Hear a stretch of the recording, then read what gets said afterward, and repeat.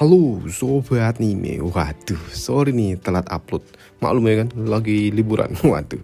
Dalam kesempatan kali ini kita lanjutkan lagi Magic Emperor, langsung aja gaskeun. Mereview sedikit dari part sebelumnya. Saat ini rombongan keluarga Luo dihadang oleh salah seorang naga Tianyu, yaitu si kampret kuning ini. Si kampret kuning ini datang untuk mengganggu keluarga Luo dengan harapan Yifan akan segera muncul. Karena memang tujuan ia datang ke tempat ini untuk memancing Yifan muncul dan langsung menghabisinya. Tapi provokasi yang ia berikan hanya adu bacot dengan nona muda keluarga Luo dan juga mengendus-endus aroma bukit bobanya belum dapat memancing Yifan untuk muncul. Lantas ia pun menaikkan tensi dengan cara menghajar para tetua milik keluarga Luo.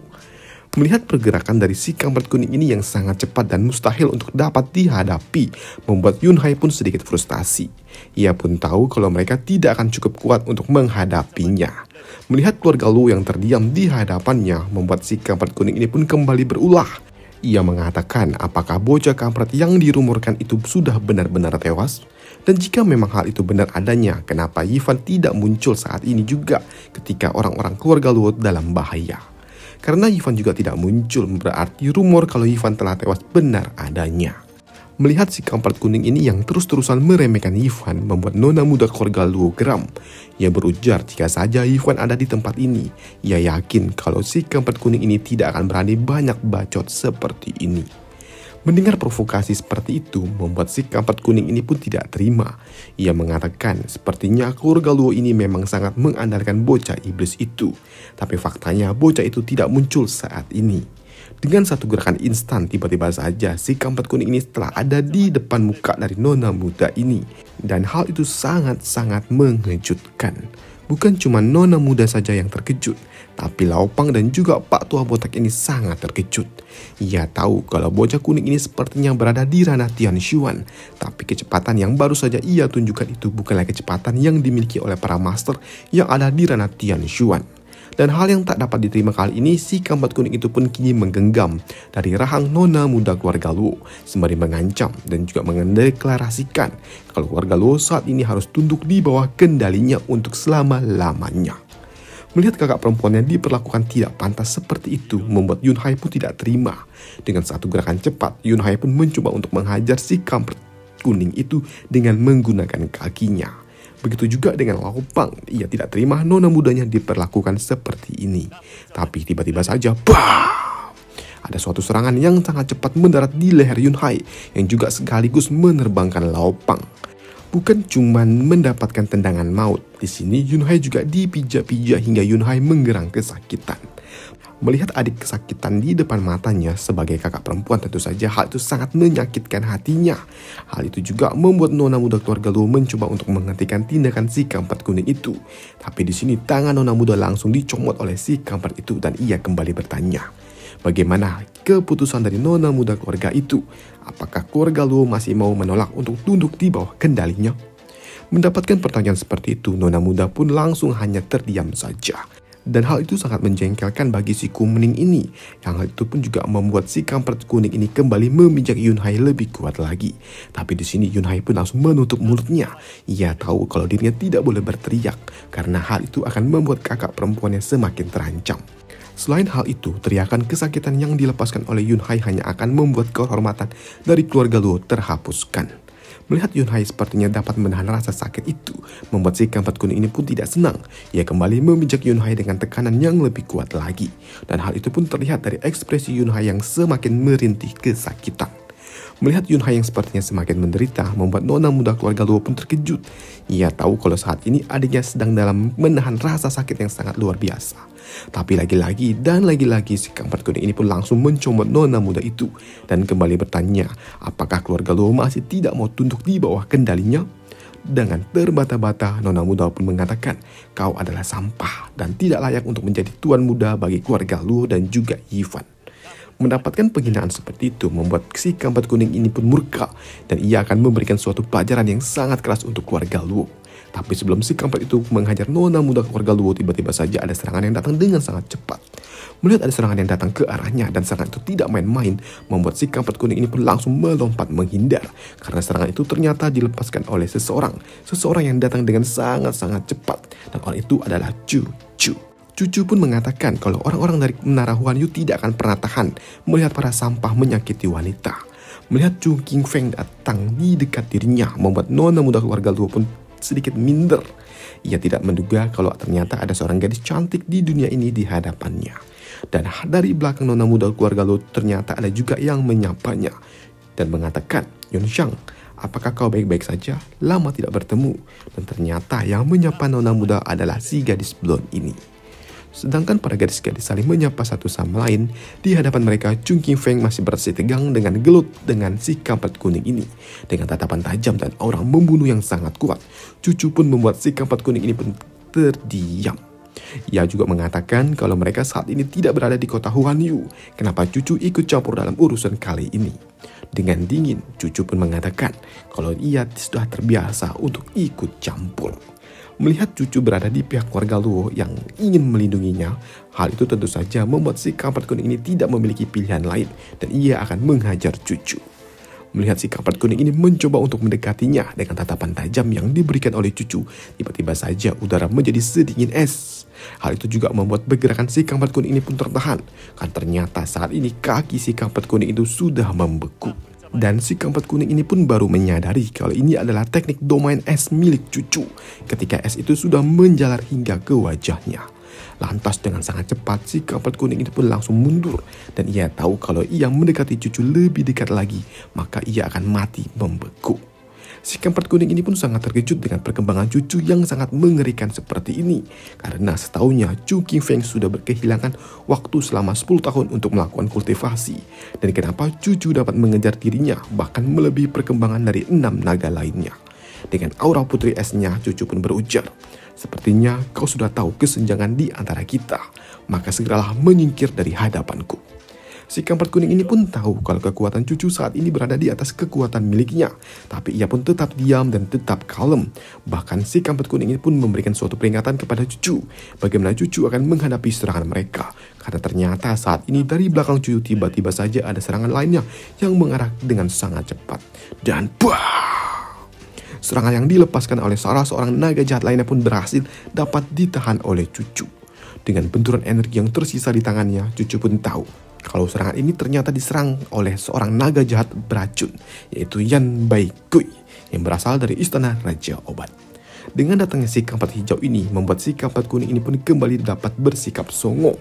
Dan ia juga berujar dan ia juga bersyukur jika saja Yan Bai Gui datang terlambat sedikit saja. Mungkin rencananya akan kacau balau. Tapi dengan adanya si kampret hijau ini bersama dengan dirinya berarti saat ini 2 lawan 1. Merasa menang jumlah membuat si kampret kuning ini pun kembali tambah arogan. Dengan tatapan dingin, Cucu pun mengatakan kalau ini akan sedikit menyulitkan dirinya jika saja ia harus bertarung melawan 2 naga jahat sekaligus. Tapi tiba-tiba saja ada seseorang yang tertawa.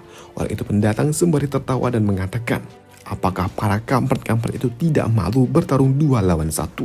Apalagi yang dihadapinya adalah seorang wanita. Lantas bagaimana kalau mereka bertarung 3 lawan 2? Apakah para kampret itu masih dapat bersikap sombong?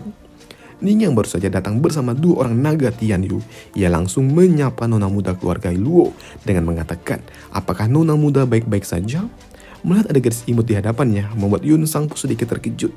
Ia tidak terkejut dengan keimutan gadis kecil ini, tapi ia terkejut karena gadis ini memiliki cincin yang sama yang digunakan oleh Yifan. Sebelum Yun Sang lebih overthinking, Tian pun langsung menyambutnya kalau ternyata cincin itu adalah cincin pasangan mereka berdua.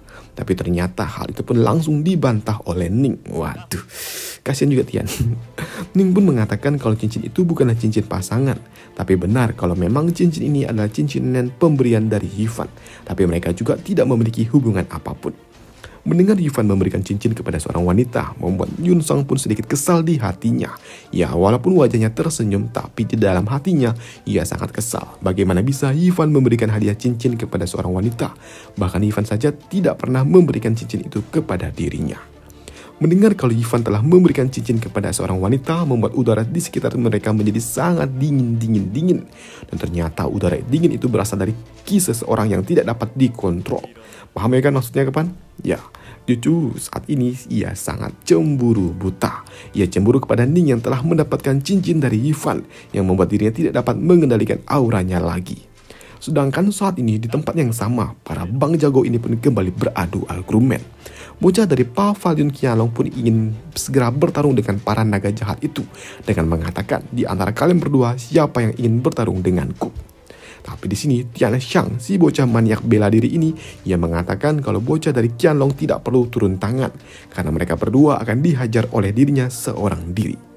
Melihat Tian Xiang yang memang seorang maniak bertarung, membuatnya pun merasa tidak aneh jika memang Tian Xiang ingin melakukan hal itu. Dan melihat Tian Xiang yang sepertinya memang dapat diandalkan, maka it's okay jika memang Tian Xiang ingin bertarung 2 lawan 1. Diremehkan oleh Tian Xiang membuat si kampret ini geram. Tapi tiba-tiba saja ada seseorang yang tertawa dan ia juga langsung bergerak dengan sangat cepat ke arah mereka. Dan ternyata suara itu berasal dari salah seorang naga jahat lainnya, yaitu Yushan, yaitu naga jahat yang berasal dari lembah Yaoming. Melihat jumlah mereka sama, yaitu 3 lawan 3, membuat si kampret kuning ini pun kembali percaya diri jika memang mereka harus bertarung saat ini. Kalau ia yakin kalau mereka tidak akan kalah. Tapi di sini Tian Xiang pun tidak peduli. Dengan mencabut pedang yang ada di pinggangnya, ia berujar, "Aku akan menghadapi kalian bertiga." Melihat Tian Xiang yang sepertinya over pede, membuat cucu pun bertanya, apakah benar Tian Xiang dapat menghadapi mereka bertiga? Ya, tentu saja Tian Xiang pun yakin kalau ia dapat menghadapi 3 naga jahat itu sekaligus. Jika tidak, maka tidak mungkin bagi dirinya untuk dapat menghadapi si Huang Fingqiang. Waduh, namanya ya nggak salah itu dah.